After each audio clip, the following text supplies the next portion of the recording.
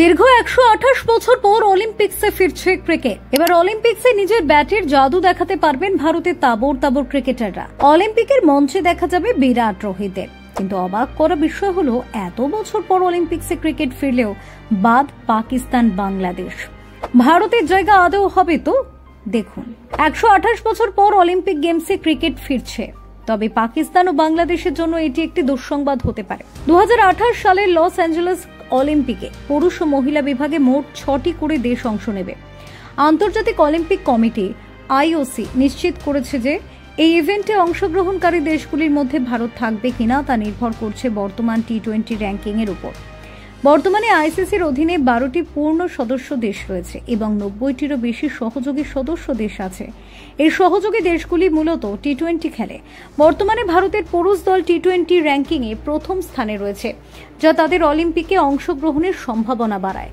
অন্যদিকে পাকিস্তান ও বাংলাদেশ যথাক্রমে 7ম এবং 9ম স্থানে অবস্থান করছে, যা তাদের জন্য চ্যালেঞ্জ তৈরি করতে পারে। বাংলাদেশের ক্রিকেট দলের জন্য অলিম্পিকে খেলার সুযোগ খুবই সীমিত মনে হচ্ছে, কারণ তারা বর্তমানে র্যাঙ্কিংয়ে সেরা 6-এর বাইরে রয়েছে।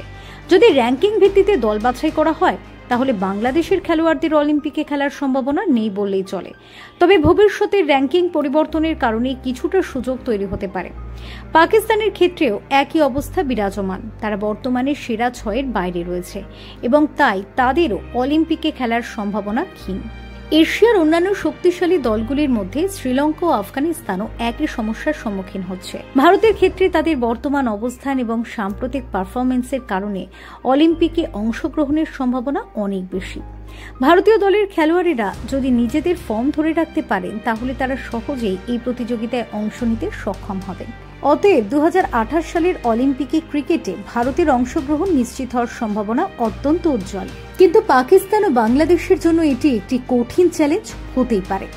আপনার কি মনে হয় জানাতে ভুলবেন না কমেন্ট বক্সে। Bureau report, TV7 Bangla.